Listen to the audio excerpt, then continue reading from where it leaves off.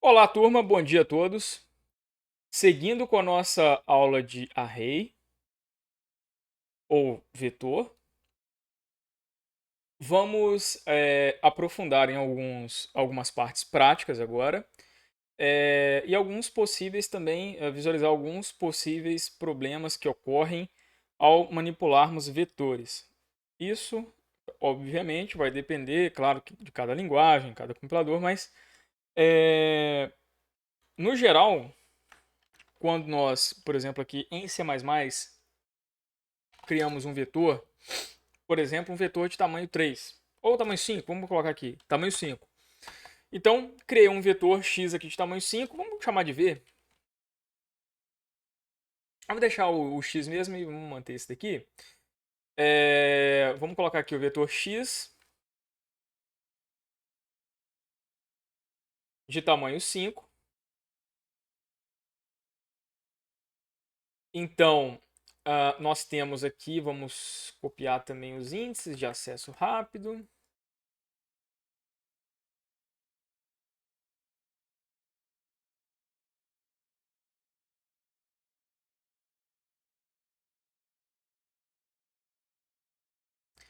Muito bem.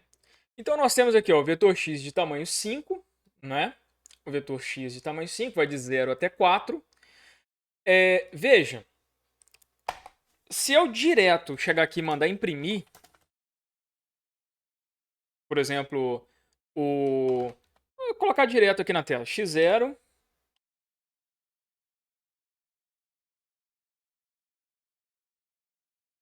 vou mandar imprimir o x0, o x1 e o x2, o x3 e o x4. Se eu fizer isso aqui direto e imprimir em tela, veja que vão aparecer alguns números inteiros aleatórios. Nós chamamos isso, alguns chamam isso de lixo na memória. Por quê? Toda vez que nós criarmos uma estrutura de dados do tipo inteiro, por padrão, esse compilador, essa linguagem aqui, vai ocorrer o seguinte: em muitas linguagens, em muitos compiladores, isso também vai ocorrer. Ele não vai ter o trabalho de, digamos, zerar ou limpar o número inteiro que está ali dentro da memória. Ele vai pegar o valor que está ali dentro, converter para inteiro e pronto. Vai ser basicamente isso. Ele não vai limpar a memória. Então, nós podemos ter o que a gente chama de lixo ali dentro do vetor. A gente tem um lixo, um dado que não significa nada para a gente, né?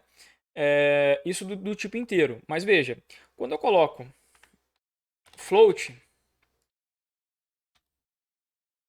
e mando compilar, também pode ocorrer isso.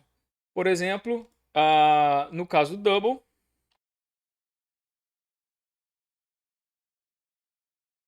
pode ocorrer isso também. Lembrando que isso vai depender muito do compilador e da linguagem que você está utilizando. Às vezes fica tudo zerado, enfim. Mas o que eu quero dizer com isso é fiquem também de olho com essa questão de ter lixos armazenados nos seus elementos.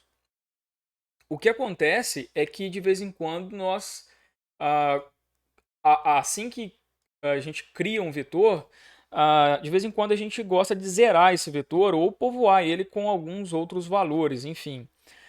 Mas veja bem, se esse vetor tivesse tamanho 1000, porque uma coisa é povoar esse vetor aqui, que é pequeno. Vamos pegar um vetor ainda menor. Vamos colocar um vetor de tamanho 3.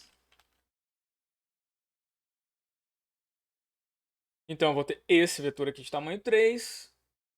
Vamos tirar aqui a borda. Colocar a borda. Então, vamos povoar esse aqui de tamanho 3. Povoar um vetor de tamanho 3 na mão não é tão complicado de fazer.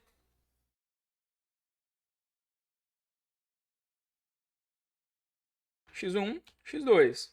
Vamos colocar aqui 33, vamos colocar aqui 777. E aí, aproveitar aqui voltar aqui o Cout.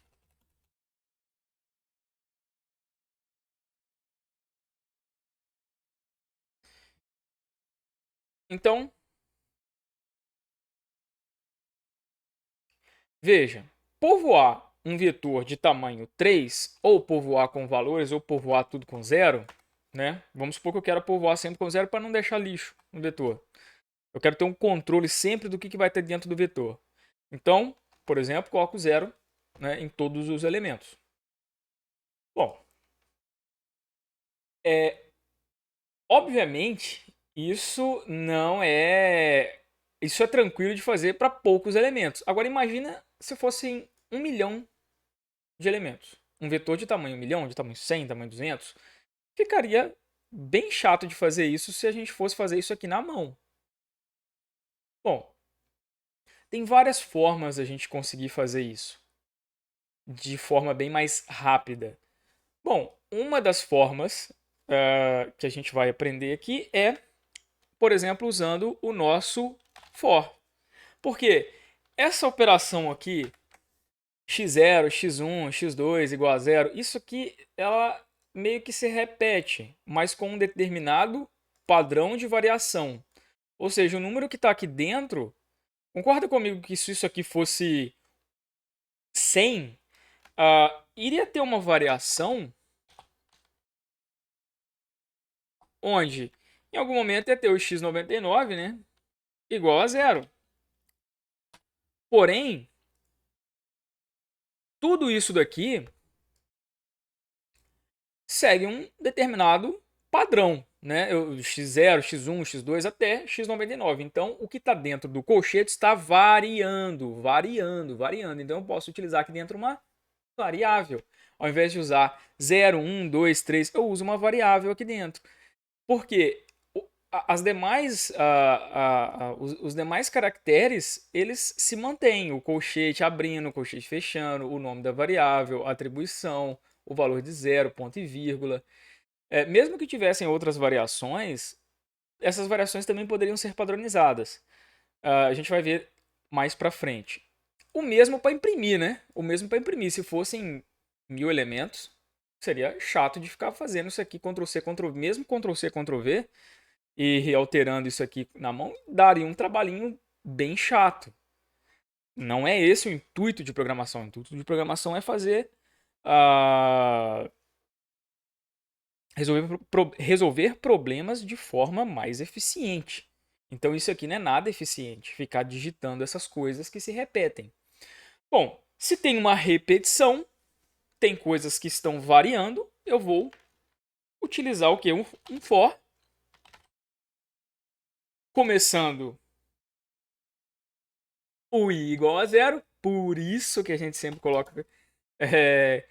a gente colocava lá o i igual a zero, não o i igual a 1, justamente para variar na mesma proporção, né, do vetor. Vocês vão ver que depois a matriz também, mas vamos por parte.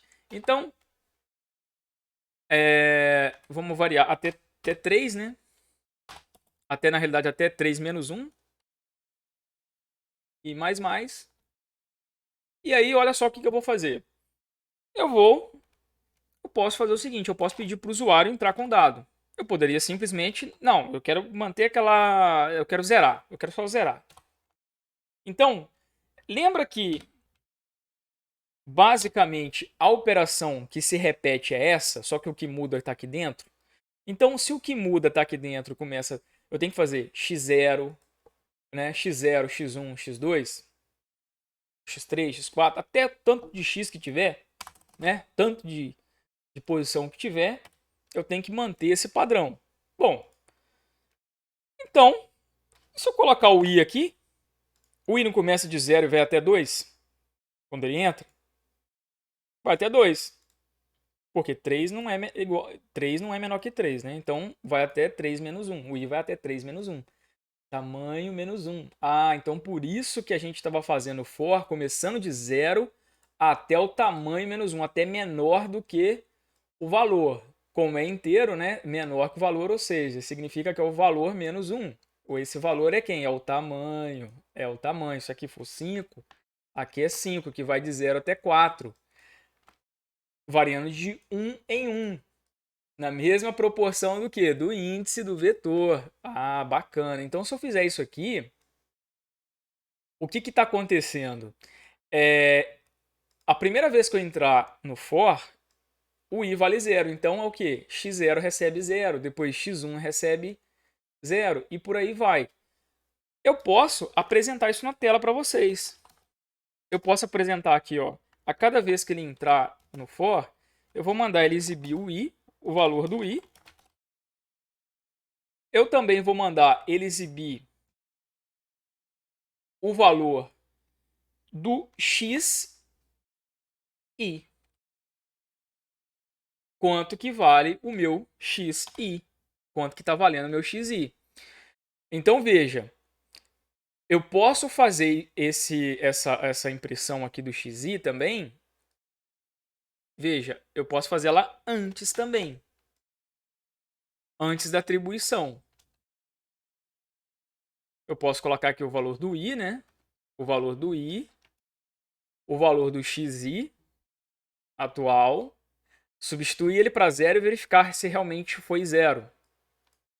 Vamos fazer isso aqui. E no final, só para questões visuais também, eu vou colocar aqui um monte de menos. Ok? E vou colocar 2 quebras de linha. Só para a gente identificar isso melhor. Visualizar melhor a saída de tela. Então, olha só como é que ficou nossa saída de tela. Nós temos 1, 2, 3, 4, 5 repetições do for, onde o i ele vai valer 0, vai valer 1, vai valer 2, vai valer 3, vai valer 4. Isso dentro do for. Dentro desse for, dentro do escopo do for, ele tem esses valores. A gente sabe que vai ter um momento que o i vai valer 5, isso aqui vai falhar e ele vai sair. Ok? Bom, veja que antes, inclusive tá começando, tá em double, né? Tá em double, eu poderia ter colocado int, mas veja, tem um lixo lá dentro. Ele começou com um lixo e aí eu setei para 0 e imprimi depois o xi. Então, perceba, o i ele não é o xi. O xi é o elemento x0, porque o i não é 0. Então, quem que é o x0? Horas. O x0 eu poderia até colocar aqui, ao invés de ser o nosso xi, eu poderia exibir aqui para vocês o nosso valor de i aqui dentro, né? Separado por menor, menor. Executar de novo. Vamos mudar também para int, né? Para ficar melhor de visualizar.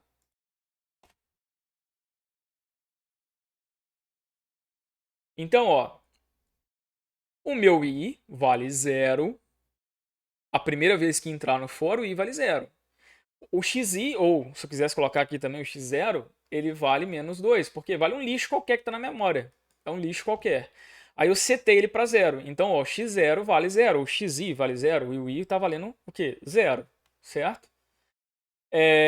Então, veja, o i agora vale 1. Ó, xi ou x1, né? Antes da operação tinha um lixo, depois da operação, que é setar para 0, vale 0. x2, x3 até x4. Veja, não tem o x5, porque não existe o x5. Não existe. Ah, mas tem um x5 aqui. Não, mas o x5 aqui é a declaração do vetor, ou seja, o tamanho do vetor. Aqui é o acesso ao elemento do vetor. Então, não confundam o elemento x3 com a declaração do vetor x5. Apesar de ter a mesma escrita, significa coisas diferentes. Isso aqui significa uma coisa, o x5 aqui na declaração é a declaração e aqui é o acesso ao elemento, tá? Eu estou acessando o elemento xi e estou atribuindo ele o valor de 0. E aqui eu estou imprimindo xi, ok? Eu estou imprimindo xi na tela. Estou imprimindo aqui, né? Estou imprimindo aqui também. Então, meu xi, eu estou acessando o elemento. Então, uma coisa é acessar o elemento, seja para imprimir ele na tela, para editar, para inserir um valor lá dentro. Vai de 0 até o tamanho menos 1. E na hora que eu estou declarando, aí não. Aí é o tamanho do vetor, certo? É diferente, ok? Bom, então, da mesma forma, eu poderia usar esse mesmo for também para fazer o que? A impressão dos elementos. Dos elementos do meu vetor. Então, o meu vetor x, né, o meu vetor x5, quais são os elementos que estão dentro dele, né? Eu poderia colocar aqui, né? Imprimir o meu xi, né? O meu xi. Poderia imprimir aqui uma barrinha em pé, só para fazer uma graça, né? Poderia botar uma barrinha aqui, só para fazer uma graça na impressão. E dessa forma, depois no final, eu coloco uns endline. Os dois endlines aqui. Então, aqui eu dou um espacinho também, ou nem preciso dar espaço, porque eu já tenho aqui o meu separador, né? Vamos ver como é que vai ficar a impressão?